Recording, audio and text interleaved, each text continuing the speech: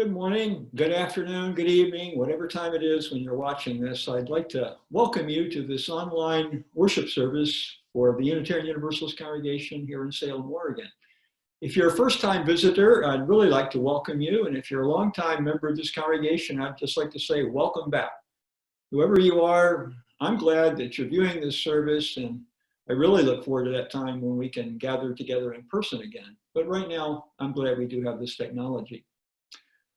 Our congregation, the Unitarian Universalist congregation of Salem, we're part of a free faith religious tradition. We have very deep historical roots. Ours is a tradition that honors the integrity of our individual spiritual journeys. Together, we offer one another a spiritual community that provides fertile soil for each one of us to grow our souls. Welcome to this service.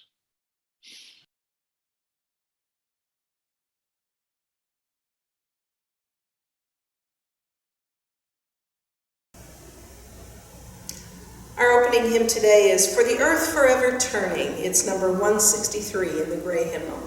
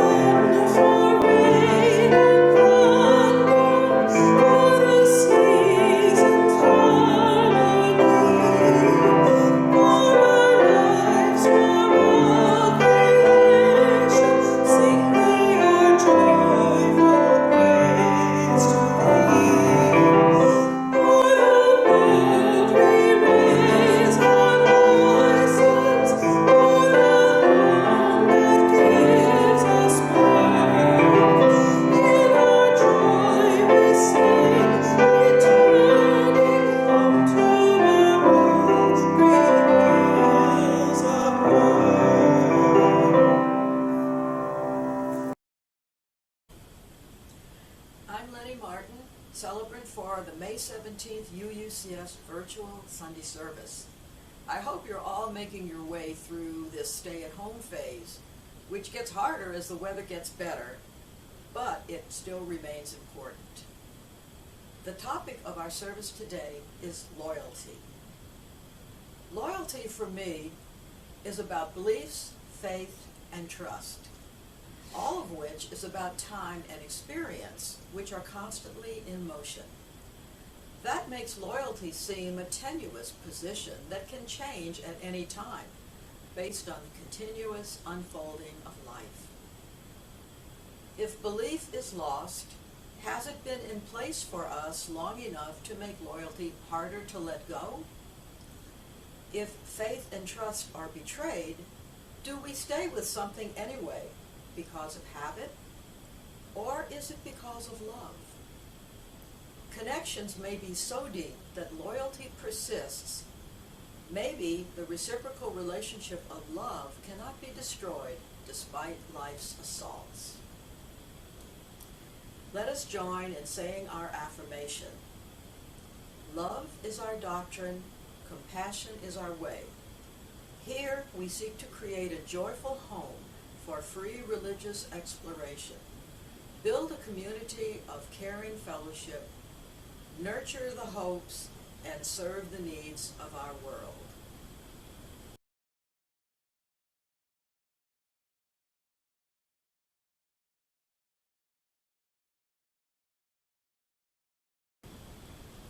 Lighting the chalice is a long-standing symbol of Unitarian Universalism. It calls us to stand by this faith, for there is nothing in all the world so important as to be loyal to this faith which has placed before us the loftiest ideals. from reading 569, Stand by This Faith in the Gray Hymnal. We light 3 chalices. The first is for all of us in this congregation. Though apart now, we are ever together in our hearts.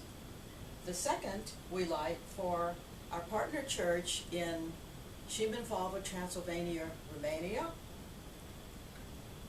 And the third chalice we light for the children of the world who will inspire the future.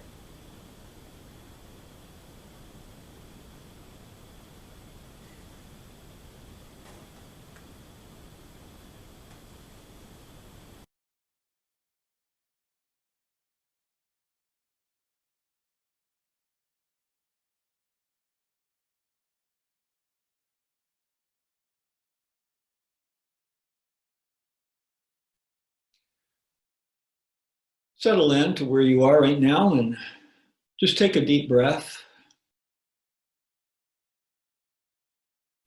and feel the slower, subtler, truer rhythms of life. Be aware of how you're feeling. Be aware of your loved ones around you. Let's be aware, as much as we are able, of those in our community and in our nation and in our world, especially during this time. Today I'd like to, we normally have a ritual we call Compassionate Connection on the second Sunday of the month, but I'd like to try one, an imaginary or a virtual Compassionate Connection this morning. And so we'll begin by inviting everyone who's going through a challenging, a difficult, heartbreaking time in your life to join us for our Compassionate Connection. And so let's sit in a circle here. And as we sit in our circle, I invite us to go around and introduce ourselves. If you're here to offer support, please say your name. And if you're here to receive support, please tell us your story as you're able and as you're willing. And as we go through this ritual year after year here at this congregation, we have heard a number of stories, some really, really heartbreaking and sad stories. And yet, this was a good thing that people were able to come in and share what was really happening in their lives instead of going into the fellowship hall and having a cup of coffee with everybody and pretending to be cheerful. If you're not feeling cheerful, you shouldn't be forced to feel that way or act that way. And so during our Compassionate Connection, we hear the stories of people who are going through a hard time, and we listen respectfully and compassionately. No interruptions, no questions. We simply listen. And at the end of our Compassionate Connection listening, we ask those who have shared their stories to pull their chairs forward, and we'll surround them and place our hands on their shoulders.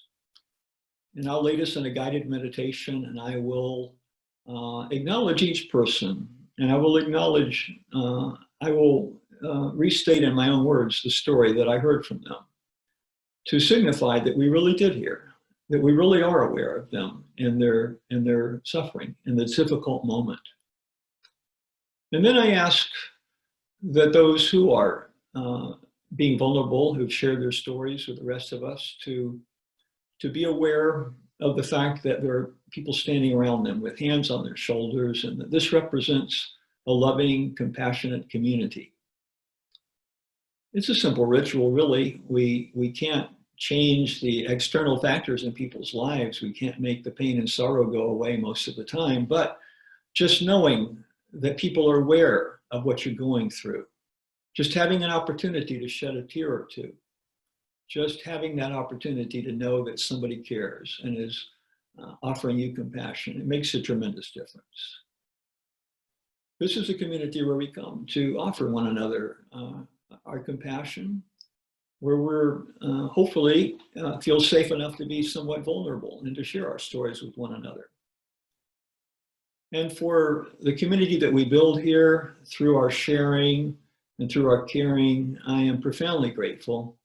I really miss seeing you all. I'm looking out the window here of this office, and it's a beautiful day, but it sure would be a lot more beautiful if you were here. And I am truly grateful for you, all you who are members of this congregation, all you who are considering joining our religious community. I'm profoundly grateful. Compassion and gratitude are daily practices that take us far, far, far, far. Continue to walk on this path, day by day.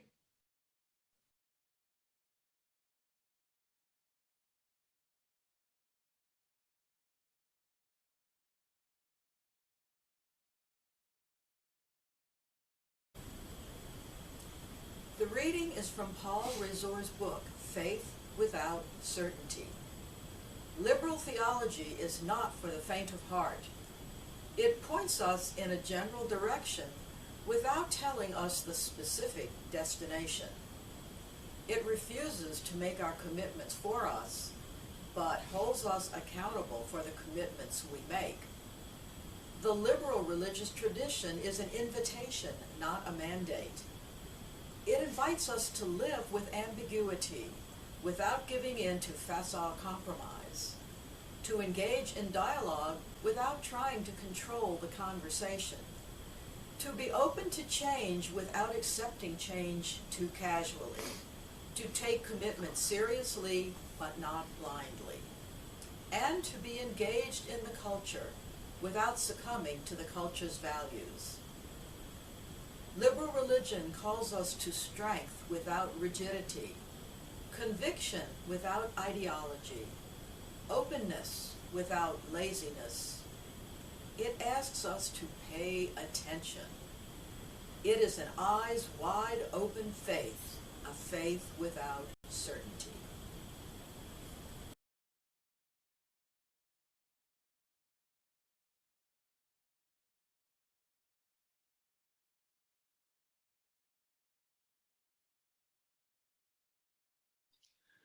A few years ago, I was reading about this young boy who, like most children, didn't completely understand the whys and the wherefores of the world that the adults had created, but he generally had a cooperative attitude and he did as he was instructed in school, but he was perplexed by one thing. And one day he finally went up to his mom and he said, "Mom, who is Richard Stans?" Richard Stans, she thought, and she scratched her head and I don't know any Richard Stans. Where do you hear that name? Who do you think Richard Stans is? And he said, well, we say his name every single morning when we're in school and we pledge allegiance to the flag. We say, I pledge allegiance to the flag of the United States of America and to the Republic of Richard Stans. And he just wanted to know who that was. And she corrected him and say, no, it's to the Republic for which it stands, not the Republic of Richard Stans. I know Richard Stans is disappointed to hear that, but that's the truth.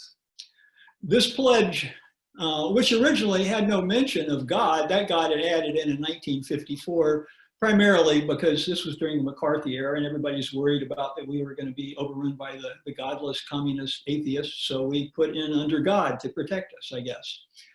But the original Pledge of Allegiance was written by a Christian socialist minister, Francis Bellamy. Christian socialist. That sounds a little odd to us, but in fact, in the earliest days of Christianity, they practiced what could be called socialist ideals. If you read the book of Acts, for example, you'll see that. Well, here we have the Pledge of Allegiance, and until the beginning of World War II, the Pledge Salute, Bellamy introduced this, it was widely adopted, and the Pledge Salute that Bellamy introduced along with the pledge, it bore a haunting resemblance to another salute that was being used by the Nazis when they pledged loyalty to Hitler. So Americans started placing their hands over their hearts. And I think that was a good move. So we don't often look at the Pledge of Allegiance. I haven't looked at it for a long time before I was preparing for this sermon, but it's very carefully crafted so as to avoid any misunderstandings. Allegiance isn't being pledged to any individual or a particular nation state. That would be a blood and soil pledge. Allegiance is not being pledged to that. Allegiance is being pledged to an ideal, the Republic, That is, a democratic government dedicated to liberty and justice for all. Ours is a pledge of allegiance to the highest ideals of our country, ideals that in no way exalts a particular race or class or clan or nationality even. The current occupant of the White House, who regularly subverts those ideals, doesn't grasp that, unfortunately. For him, loyalty to America is a blood and soil, a nationalistic tribal loyalty. And the word for this kind of loyalty, the my country right or wrong kind of loyalty, is not patriotism. That's not patriotism. That's jingoism. It's a perverted version of loyalty, as is the partisan loyalty that we're seeing today when politicians show primary allegiance to their political party rather than to the common good. In fact, loyalty is so regularly perverted one way or another that you rarely hear of it being acknowledged as a virtue anymore. Indeed, distorted versions of loyalty have so often been used to support vice.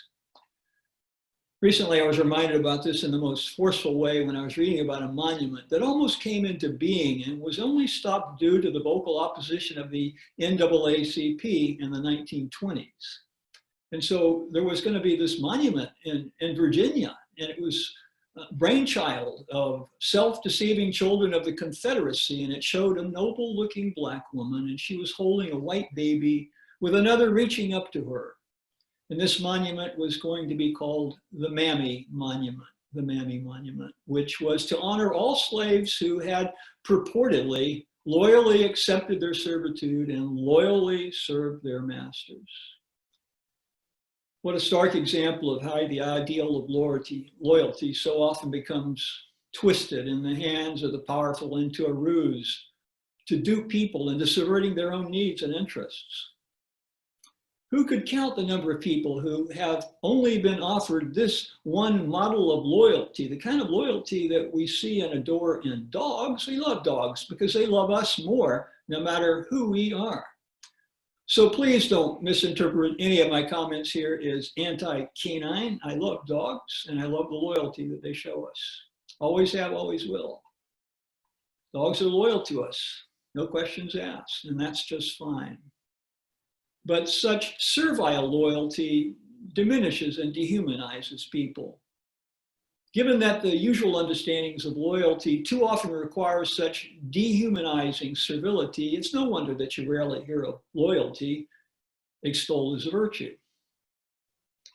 In my pastoral ministry, I have from time to time heard folks say that they felt guilty because they hadn't stuck it out in an abusive or an unhappy relationship or a job, and they feel guilty because they didn't think that they were being loyal.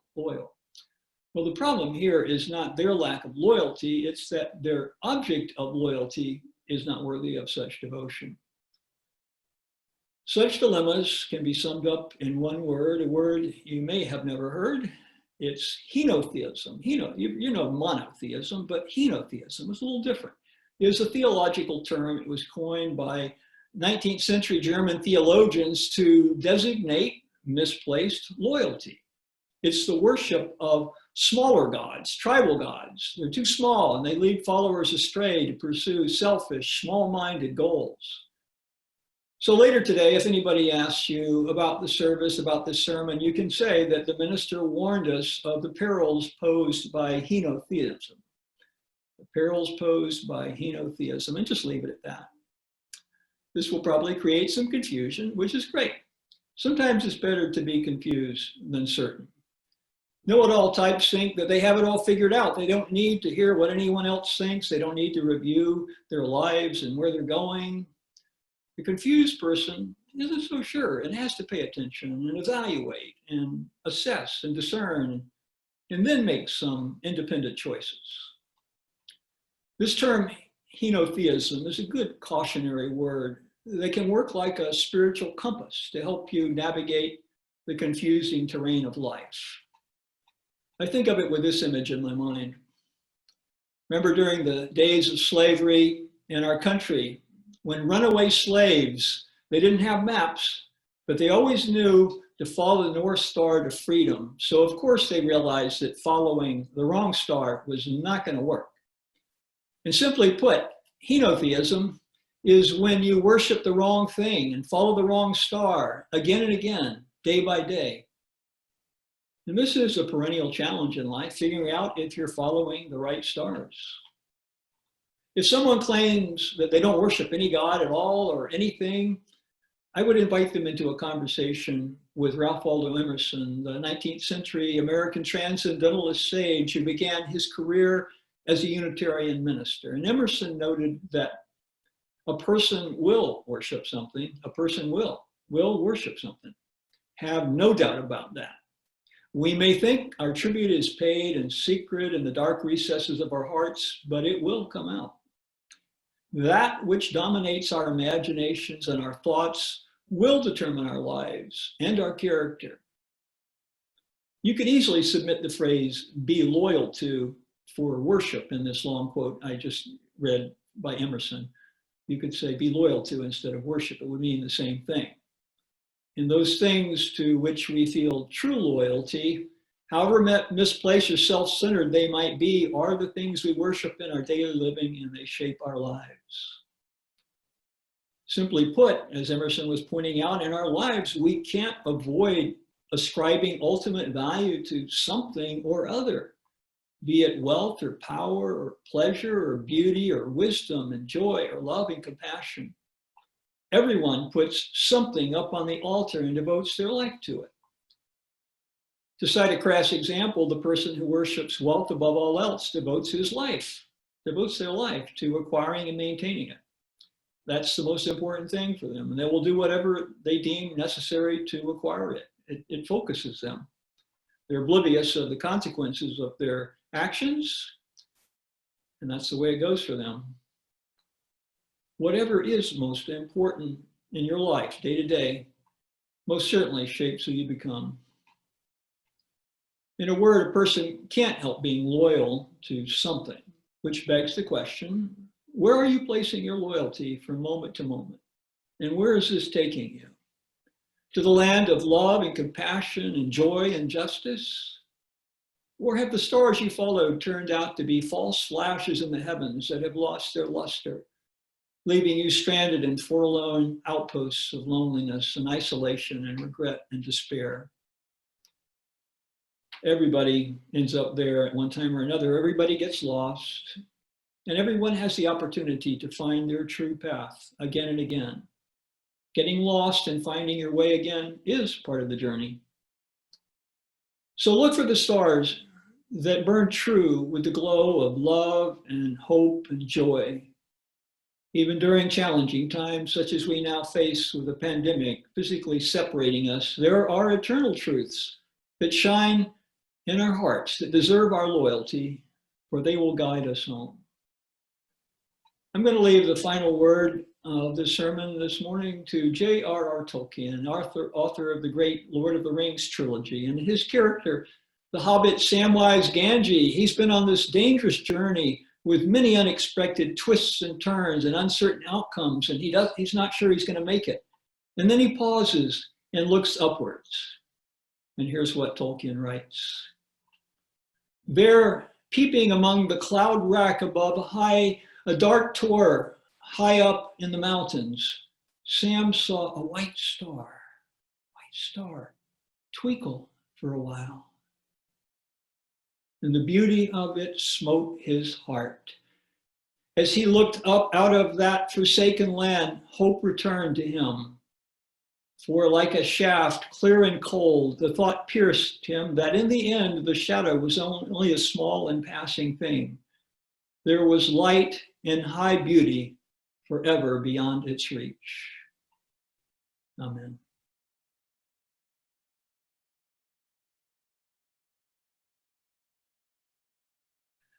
The Reverend Olympia Brown was a remarkable woman. She was the first woman to be ordained as a clergywoman with the consent of her denomination, which was the Universalist Association, Universalist Churches of America back in the 19th century. She was a remarkable woman, and I'd like to read something that she wrote. It's in the back of our hymnal, and then invite us to a meditation. She writes, "Stand by this faith, work for it, and sacrifice for it. There is nothing in all the world so important as to be loyal to this faith which has placed before us the loftiest ideals, which has comforted us in sorrow, strengthened us for noble duty, and made the world beautiful. Do not demand immediate results, but rejoice that we are worthy to be entrusted with this great message, that you are strong enough to work for a great true principle without counting the cost. Go on finding ever new applications of these truths and new enjoyments in their contemplation, always trusting in the one God which ever lives and loves. Olympia Brown was a Universalist, and the Universalist taught that everybody gets saved, there's one God, and God loves everyone, and I love that theology. Just reflecting on Olympia Brown's life and ministry, I'd invite us to spend a moment in meditation, quiet meditation, reflecting upon how we support the loftiest ideals that we know in our own lives. So let's join together in a period of quiet reflection, just spending time thinking about your own life, where you are, and what opportunities there are for you to contribute to the common good. Please join me now in just a brief time of silent meditation.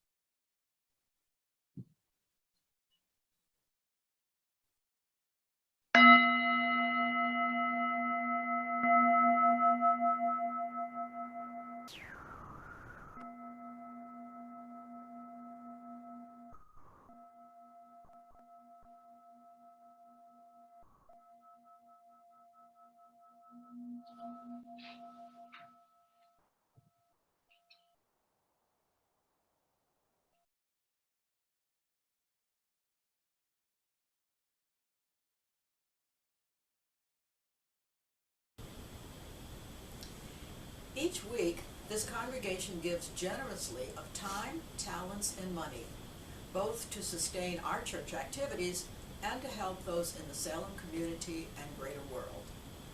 Much of this activity goes on behind the camera lens, so to speak.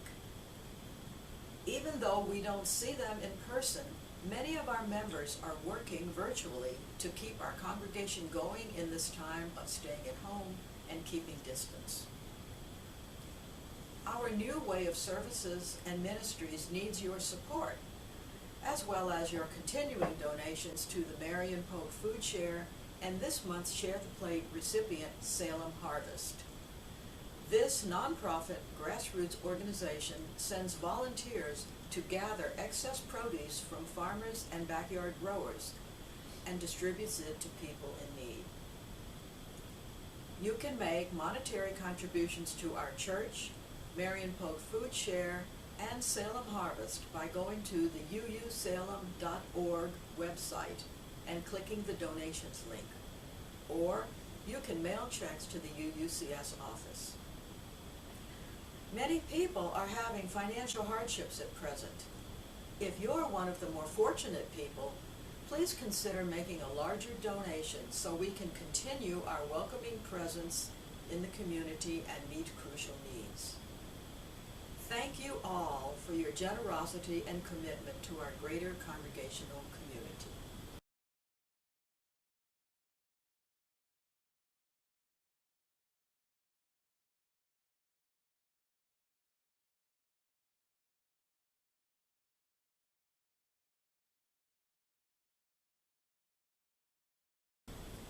Before extinguishing the chalice, we light the social justice candle from our UUCS chalice.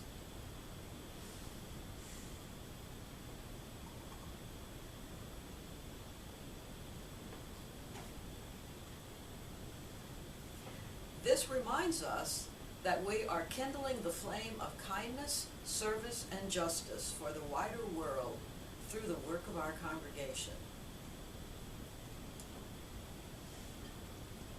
Although our chalice is extinguished, the flame of truth and loyalty that it symbolizes burns brightly in our hearts.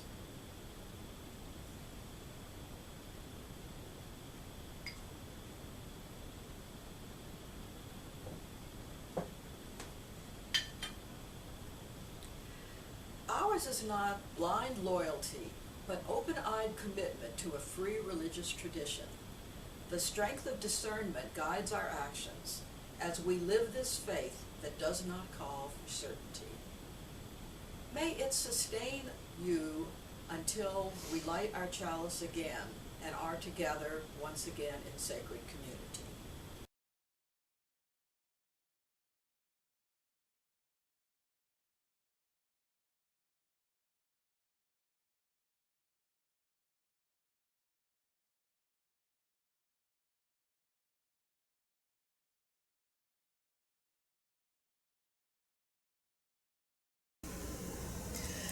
Our closing hymn today is When Our Heart is in a Holy Place. It's number 1008 in the teal hymnal.